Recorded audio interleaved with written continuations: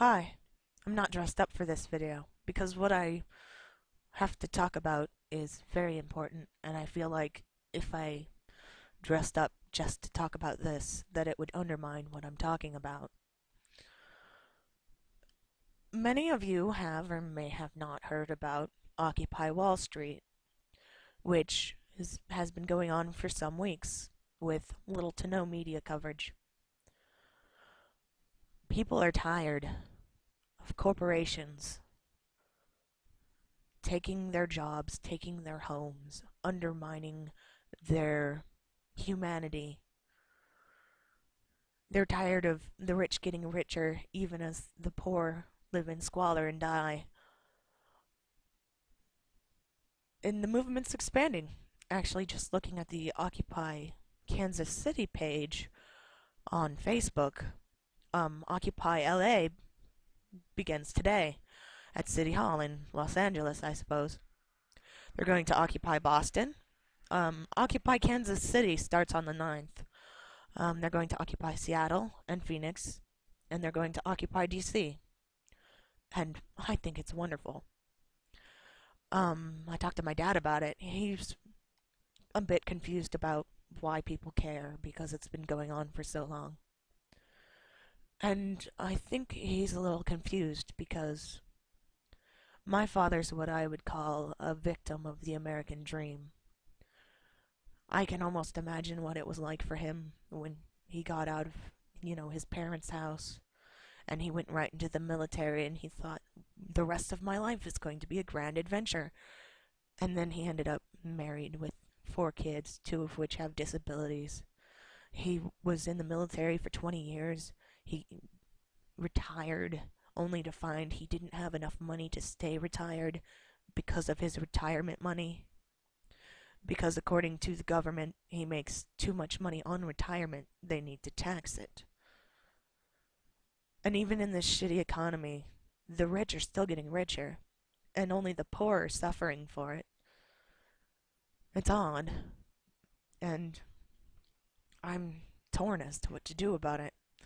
I suppose anybody who really knows about it must have feelings like these. That, what could I possibly do? What could I contribute? Couldn't they go on without me? What if I go and all this bad stuff happens? Like, I'm debating whether or not to go because when I was in the military, I thought I had the rest of my life ahead of me too. And I still do, I'm coming to realize. But when I became disabled, I can't hold a job anymore. And I'm worried that were I to go and protest, however peacefully, should I run into trouble with the police, that it's possible that my benefits would be forfeit. I don't get a lot, but I do need the medical coverage. But the more I think about it, the more it's like, if I don't stand up now, won't they take that away from me anyway? Because when you think about it, I mean, VA benefits aren't the same as Social Security benefits, but they're on the same level.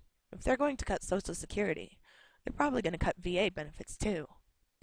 I mean, as far as I know, corporations and even the government don't really care about how you're doing.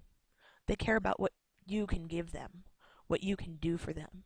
And if you can't do anything for them, then they don't want you anymore. And they don't care what happens.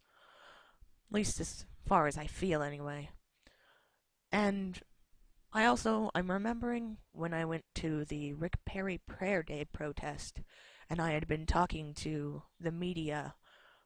I said that people like Rick Perry, people who were in government, have too much money to care about everyday people.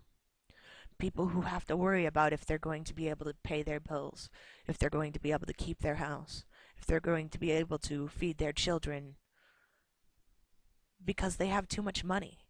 They don't know what it's like to be poor, to be scrounging, to not know where your next meal is coming from. I think if I don't go, at least to occupy Kansas City, because I mean, it's reasonable. I could take a bus ride up there, stay for a while, do what I can. I think if I didn't at least do that, 5 or 10 years down the road, when our country has been dismantled, outsourced, and sold off, somebody's going to turn to me and say, "Where were you at the last exit?" And I don't want to have to say that I was at home sitting on my couch hoping that other people would take care of the problem. There aren't that many rich people in our country. They aren't even a majority. 1%, according to the protest. The 99 other percent are people like you, people like me. Where's our voice? It shouldn't matter if you have $10 in your pocket or $10,000 or $10 million. Some of us have given things beyond money, and I don't want to see any more victims of the American dream, because maybe that's all it is a dream. But it doesn't have to be. We have to take back our country from the people who want to rip it to shreds for their own profit. Because when our country's all used up and they can't get anything else out of it, or it's demoted to like third world status or something, the rich are going to pack up and they're going to move somewhere more profitable. And I don't want to see that happen. I like America. I mean, sure, it has its flaws. Sure, we need a lot of work. But that's what the founding fathers made the Constitution for, so we could work towards better days. And in the Constitution, it does say that when your country becomes tyrannical, it's your job to stand up and tell them to knock that fucking shit off. So, while I still don't know what I'm going to do at this point,